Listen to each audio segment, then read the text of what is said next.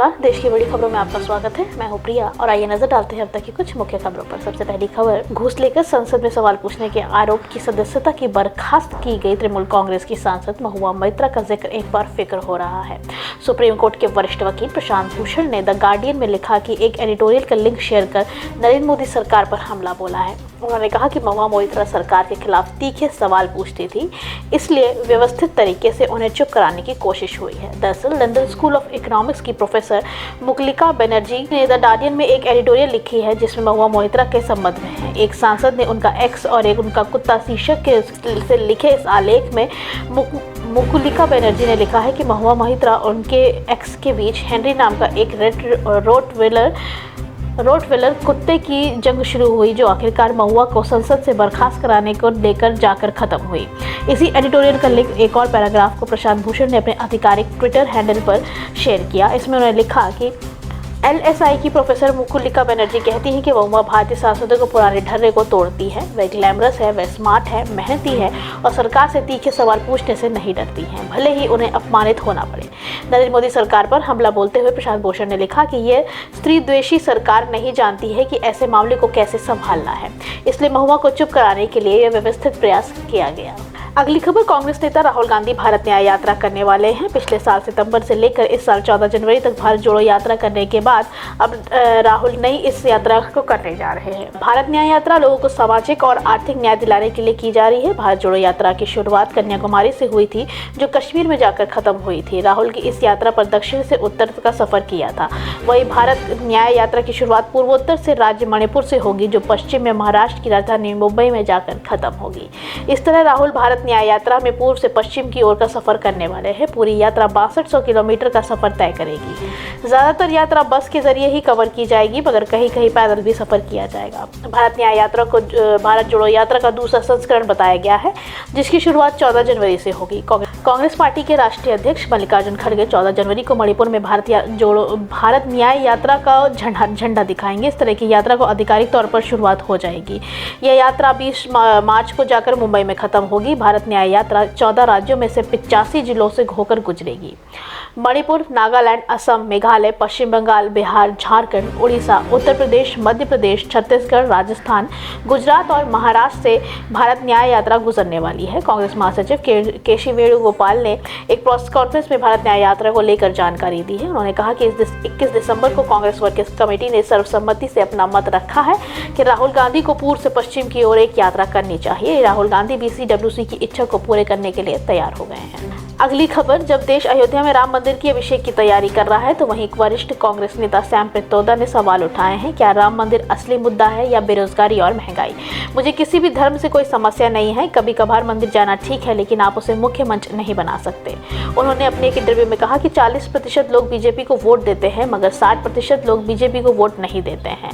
वे हर किसी के प्रधानमंत्री हैं, किसी के पार्टी के प्रधानमंत्री नहीं है, और भारत के लोग उन्हें यही संदेश देना चाहते हैं। रोजगार के बारे में बात करें, मुद्रास्फीति के बारे में बात करें, विज्ञान और प्रौद्योगिकी तथा चुनौतियों के बारे में बात करें, उन्हें फैसला करना होगा कि वास्तविक मुद्दा क्या है। क्या राम मंदिर असली मुद्दा है या बेरोजगारी एक असली मुद्दा है? क्या राम मंदिर असली मुद्दा है या महंगाई असली मुद्दा है? इंडियन ओवरसीज कांग्रेस के अध्यक्ष पित्रोदा ने जोर देकर कहा कि अपने धर्म का पालन करें, लेकिन धर्म को राजनीति से अलग रखें। जब पित्रोदा ने से कुछ विपक्षी दलों द्वारा उठाए जा रहे सवालों के बारे में पूछा गया, तो उन्होंने कांग्रेस और भारतीय गुट के सदस्यों को इलेक्ट्रॉनिक वोटिंग मशीन को गंभीरता से लेने का आग्रह किया, क्योंकि 2024 का लोकसभा चुनाव देश की नीयत तय करेगा। उन्होंने आगे कहा कि मैं अपनी पार्टी और गठबंधन के सदस्यों से अनुरोध करूंगा कि इस मामले को बहुत गंभीरता से लें। यह कोई साधारण मुद्दा नहीं है, इसे नजरअंदाज ना करें, क्योंकि 2024 का चुनाव देश की नीयत तय करेगा। यह तय करेगा कि भारत किस रास्ते पर जा रहा है। उन्होंने कहा, मैं देख रहा हूं कि आजकल लोकतंत्र कमजोर हो गया है। एक देश का प्रधानमंत्री 10 साल तक प्रेस कॉन्फ्रेंस नहीं करता, यह मुझे परेशान करता है। प्रधानमंत्री मंदिर से अधिक समय दे रहे हैं, यह मुझे परेशान करता है। अगली खबर, उत्तर भारत समेत दिल्ली NCR में भी कोहरे की चादर में लिपटा हुआ है। बुधवार सुबह को घना कोहरा देखने को मिला। इस वजह से नजदीक से भी चीजें स्पष्ट नहीं दिखाई दे पा रही थी। इसके चलते सड़कों पर वाहन रेंगते हुए नजर आए। दिल्ली NCR में कई इलाकों में विजिबिलिटी से 50 मीटर तक थी। 27 दिसंबर की सुबह 5:30 बजे सफदरगंज में 50 मीटर और पालम में 125 मीटर दृश्यता दर्ज की गई।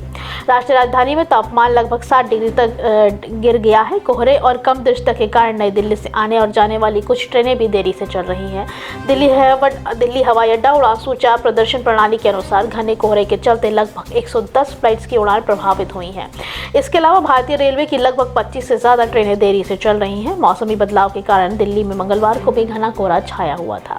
IGI एयरपोर्ट समेत दिल्ली के दूसरे कई इलाकों में सुबह 3 घंटे दृश्यता शून्य रही। प्रादेशिक मौसम के अनुसार मंगलवार को दिल्ली का अधिकतम तापमान 23.8 डिग्री दर्ज किया गया, जो कि सामान्य से 3 डिग्री अधिक है। न्यूनतम तापमान 7 डिग्री रहा, जो सामान्य से 1 डिग्री कम है। बुधवार को हवा की दिशा में बदलाव का अनुमान है। संभावना है कि उत्तर पश्चिमी दिशा से बर्फीली हवा चल सकती है। मौसम विभाग ने बुधवार को ऑरेंज अलर्ट जारी किया है। विभाग के मुताबिक दिन में आसमान साफ रहेगा। सुबह कई स्थानों पर बहुत घना कोहरा रह सकता है। इस दौरान अधिकतम तापमान 24 डिग्री और न्यूनतम तापमान 7 डिग्री सेल्सियस के आसपास रहने की उम्मीद जताई जा रही है। विभाग के मुताबिक ठंडी हवा के कारण दिन का तापमान गिरेगा। 1 जनवरी तक दिल्ली की सुबह कोहरा छाए रहने का अनुमान है। अगली खबर, इजरायली दूतावास के पास 26 दिसंबर की शाम कथित विस्फोट के संबंध में दिल्ली पुलिस की जांच में 2 संदिग्धों का पता चला है, जिन्हें घटना से पहले घटनास्थल के आसपास घूमते देखा गया था। दिल्ली पुलिस के एक सूत्र ने बुधवार को कहा कि सीसीटीवी कैमरे को स्कैन करते समय 2 संदिग्धों की पहचान की गई है, जिन्हें मंगलवार की शाम को घटनास्थल के पास घूमते देखा गया था। उन्होंने कहा कि वे दोनों की पहचान करना और उनका पता लगाने के लिए क्षेत्र के कैमरों की स्कैनिंग कर रहे हैं। इस बीच पुलिस ने पहाड़गंज के खबात हाउस में आसपास सुरक्षा उपाय मजबूत कर दिए हैं, जहां बड़ी संख्याओं में इजरायली रहते हैं। मंगलवार को चाणक्यपुरी में इजरायली दूतावास के पास विस्फोट की सूचना देने वाले एक आपातकालीन कॉल के मिलने के बाद दिल्ली की सुरक्षा एजेंसियां सख्ते में आ गई हैं। व्यापक तलाशी अभियान के बाद सूत्रों ने संभावित साक्ष्य मिलने की पुष्टि की है, जिसमें भारत में इजरायल राजदूत को संबोधित एक टाइप किया हुआ पत्र भी शामिल है।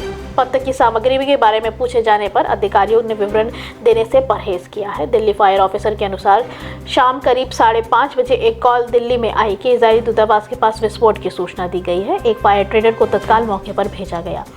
दिल्ली पुलिस के एक बयान में कहा कि मंगलवार शाम को 5:53 बजे एक PCR कॉल से पता चला कि इजरायली दूतावास के पीछे तेज आवाज सुनी गई है। दिल्ली पुलिस के प्रवक्ता ने कहा कि संवेदनशीलता और विस्फोट जैसी आवाज की रिपोर्ट को देखते हुए एक डॉग स्क्वाड, अपराध टीम और दिल्ली पुलिस के बम निरोधक दस्ते को उस स्थान पर भेजा गया जहां से कथित विस्फोट की आवाज आई थी।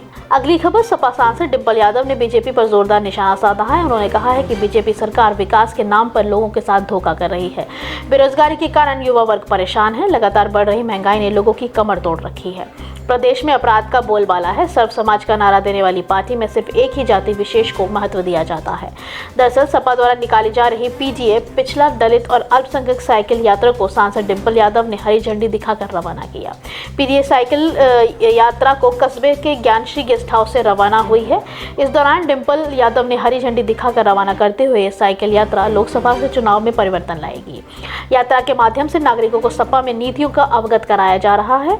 इसके बाद जिला पंचायत सदस्य नरेंद्र यादव ने आवास पर पहुंची, जहां उन्होंने मीडिया से बातचीत करी। डिंपल ने कहा कि महंगाई और बेरोजगारी से जनता त्रस्त हो चुकी है। लगातार जनता के साथ अत्याचार हो रहा है। उन्होंने आगामी लोकसभा चुनाव में सपा प्रदेश में सभी सीटों पर जीत दर्ज करेगी। इस अवसर पर जिलाध्यक्ष आलोक साग, विधायक ब्रजेश कठेरिया, MLC मुकुल यादव, पूर्व विधायक राजकुमार यादव आदि उपस्थित रहे। इससे पहले डिंपल यादव ने राम मंदिर को लेकर कहा कि बीजेपी की ओछी मानसिकता है कि वे कह रही है कि सपा नेताओं को इस कार्यक्रम में ना बुलाओ। ये सरकार राम राज की बात करती है, लेकिन वो भेदभाव भी करती है। इस दौरान डिंपल ने कहा कि अगर हमें आमंत्रण आएगा तो हम जरूर आएंगे और नहीं आया तो हम बाद में जाएंगे। आखिरी खबर, भारत में एक बार फिर कोरोना तेजी से पांव पसार रहा है। केंद्रीय स्वास्थ्य मंत्रालय के आंकड़े के मुताबिक बुधवार को भारत के एक दिन में कोरोना के 529 नए मामले सामने आए हैं, जिसमें कुल एक्टिव केसों की मामलों की संख्या 4053 हो गई है। 3 संक्रमितों की मौत हुई है, जिनमें से 2 कर्नाटक के और 1 गुजरात का मरीज शामिल है। इस बीच कर्नाटक सरकार ने कोरोना वायरस के बढ़ते मामलों के बीच एक नई एडवाइजरी भी जारी की है, जिसके तहत अब संक्रमितों को 7 दिनों के लिए घर के अंदर आइसोलेशन में रहना होगा। साथ ही उन्हें संपर्क में आए लोगों को भी जांच के निर्देश दिया गया है। चिंता की बात यह है कि कोरोना का नया वेरिएंट JN1 भी तेजी से फैलता जा रहा है। अब यह देश के 7 राज्यों को लोगों की अपनी चपेट में ले चुका है और नए वेरिएंट से संक्रमित मरीजों की संख्या बढ़कर 83 हो गई है। आंकड़ों के मुताबिक कोरोना के नए वेरिएंट का सबसे ज्यादा असर गुजरात में देखने को मिला। मिल रहा है। गुजरात में JN1 वेरिएंट के 34 नए केस मिले हैं। इसके अलावा गोवा से 18, कर्नाटक से 8, महाराष्ट्र से 7, केरल और राजस्थान से 5-5, तमिलनाडु से 4 और तेलंगाना से 2 पॉजिटिव केस मिले हैं। अगर भारत में कोरोना के तेज संक्रमण की बात करें तो सबसे खराब स्थिति केरल की है। यहाँ पिछले 24 घंटों में 353 मरीज संक्रमित हुए हैं। हालांकि राहत वाली बात यह है कि यहाँ सबसे अधिक मरीज स्वस्थ भी हो रहे हैं। एक दिन में 495 मरीज स्वस्थ होकर घर भी लौट चुके हैं।